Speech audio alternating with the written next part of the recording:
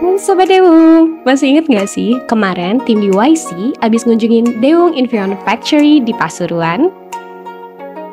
Kali ini kita akan connect dengan tim di Korea Selatan.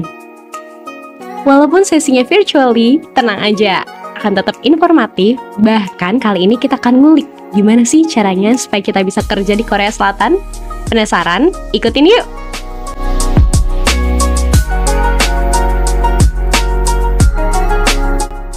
Ini dia speaker kita, Kak Tiara. Kalau persiapannya sih emang aku sempet kayak mendalami bahasa Korea dulu. Emang kelas bahasa ini menurut aku membantu banget untuk kayak jadi nilai tambah di proses rekrutmennya juga, dan juga membantu banget saat bekerja di sini. Mereka juga udah siap sih untuk menerima global talent. Maksudnya dengan masih nggak siap untuk bahasa Korea, tapi kita juga bisa berkomunikasi dengan bahasa Inggris gitu. Tuh sih karena memang di sini kebanyakan memang belum ada yang fluent dengan bahasa Inggris. Jadi menurut aku ada baiknya untuk mempersiapkan bahasa Koreanya dulu, at least basic-basic aja supaya life social life-nya di sini nggak terlalu berat juga. Tapi sebenarnya pakai bahasa tubuh, body language gitu juga kita survive aja sih. Kalau dari grup kita semuanya ya masih orang Indonesia, cuman sekarang di headquarter dan kayak plan lain itu udah banyak global talent dari negara lain. Kalau kuotanya sih kayak nggak ada yang tidak ada pasti jumlahnya. Setahu aku, dan tergantung apakah memenuhi kriteria yang dibutuhkan oleh Dewung atau enggak. Yang jelas kalau memang bertalenta pasti akan lolos. Kalau dulu waktu apa yang aku lakuin itu yang pertama kali adalah pengumpulan ini ya, yang kayak application form sama introduction video introduction. Nah setelah itu diseleksi, nanti kalau lolos akan masuk ke personality test gitu, yang kayak tes TPA gitu sih. Lalu kalau lolos lagi nanti sampai ke tahap wawancara.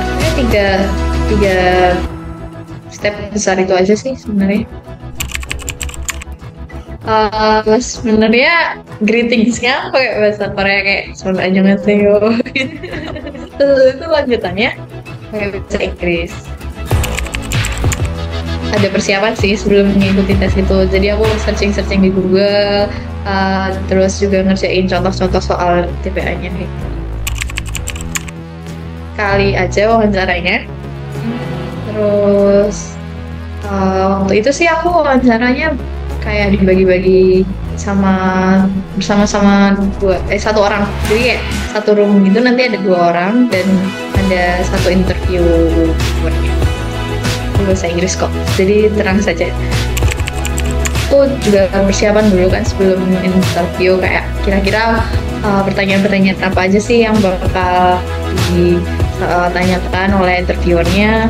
Terus juga kira-kira background kita ini apa sih yang bisa kita kontribusiin nantinya saat kita udah bekerja. Siapin juga kayak plan ke depannya, kayak kita mau ngapain aja selama mungkin kayak jangka waktu berapa tahun, 5 tahun ke depannya. Kalau misalnya kita bisa diterima di perusahaan ini, investasiin waktu nulis application formnya, ya jangan diambil gampang gitu, sama tetap jadi diri kita sendiri waktu interview. Dan kalau misalnya ada skill nih buat bahasanya, bisa disampaikan juga, kayak kita bisa kayak greeting saja, annyeonghaseyo. Nah, untuk dokumen ngurus visanya sendiri emang lumayan butuh waktu, karena kan kita ada dari ijazah sendiri harus ditranslate kalau misalnya yang dari universitasnya masih bahasa Indonesia gitu. Dan juga ada kayak ngurus apostil dokumen juga kan, yang itu hanya bisa dilakuin di kantor yang ada di Jakarta. Tapi karena sebenarnya kita dapat banyak bantuan juga dari Dewung, karena Kan kalau untuk ngurus visa Korea kita harus ngurus yang ada di kantor yang di Korea dulu, terus baru dapat visa issuance. Nanti baru kita urus yang di kantor KPAC-nya di Jakarta. Nah, dari proses ini tuh kita sangat dibantu sama Deung untuk ngurus visa issuance yang ada di kantor Koreanya dulu. Sebenarnya untuk dramanya emang cuma kita harus kayak bolak-balik ngurusinnya sih, dokumennya, dari persiapan translasi ijazah, terus apostilnya, terus juga kan ada yang perlu ke notaris juga untuk kayak legalisasi yang di fotokopi. Fasilitasnya sih sebenarnya kita juga include di asuransi juga. Terus dari Deung menyediakan fasilitas dorm untuk kita orang Indonesia ya, supaya bisa tinggal di sini dengan nyaman. Terus fasilitas lainnya mungkin standar kayak lunch gitu, kita dapat makan siang di kantor. Ya, terus sempat ada preparasi bahasa juga sebelum kita datang ke Korea. Dari lewat Zoom juga ada, terus juga kita ada kayak fitur D-Light. D-Light itu program edukasinya yang dimiliki oleh Deung. Nanti kita bisa akses dari situ, bisa daftar kelas juga dari D-Light itu. Sebenarnya nggak cuma bahasa Korea aja, banyak bahasa lain yang bisa kita akses dari D-Light itu. Kalau mau ambil kelas tambahan atau workshop itu bisa, dan juga ada program refresh, ingin improve sesuatu atau skill yang ingin dimiliki, nanti Deung bisa provide. Di sini ada break time. Kalau yang dulu aku sempat pengalaman di Indonesia itu kayak kurang ada break time-nya.